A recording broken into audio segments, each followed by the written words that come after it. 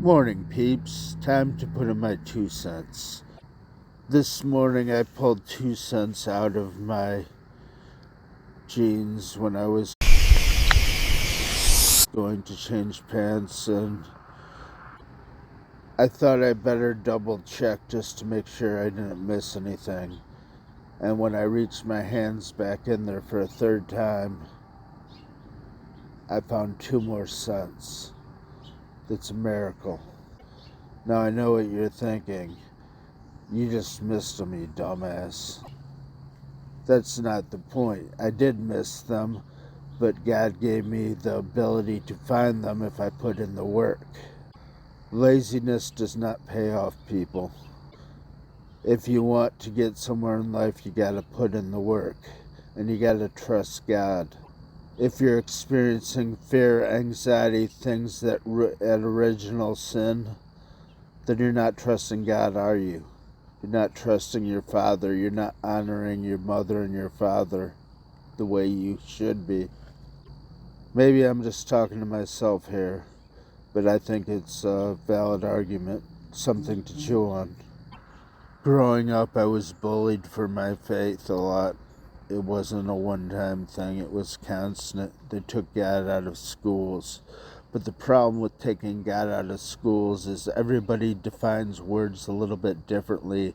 Everybody carries the A, E, I, O, or U a little bit differently. And the way you interpret each thing, the purpose of a language is to convey a meaningful message.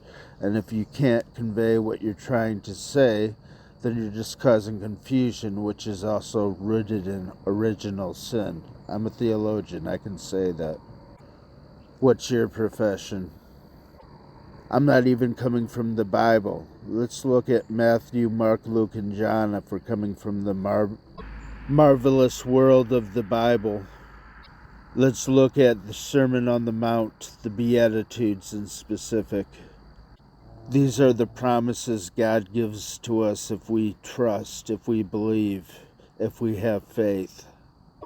Blessed of the poor in spirit, for theirs is the kingdom of God, I am reminded. And I realize a lot of you have been hurt because people forced things on you the way you didn't understand. Heck, sometimes it wasn't even the right message. It was some sick, warped misinterpretation of what they conveyed or thought that they were communicating. I just wanted to add those words before I die. I'm going to cross that off my bucket list. Trust in God and anything is possible. Trust in science. Science is finite when carried with atheism. Atheism is spiritual blindness, psychologically speaking. Not that psychology has discovered that yet, but they will in years to come, I assure you. I'm just an ordinary guy who's been through hell, so I guess I may not be so ordinary, but I believe many of you have experienced little bits of hell too. So I know we all have our own walks in life, our own paths we must trudge, our own journeys we must achieve, but they're not really ours if we all die someday in a godless world that's hell by definition.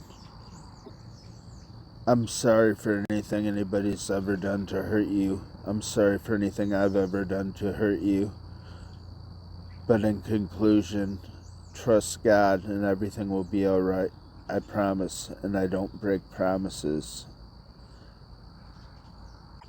Hope to see you in the afterlife. Goodbye, world. On one final note, if you don't know where God is, you do not trust God. And if you do not trust God, you do not want to know God.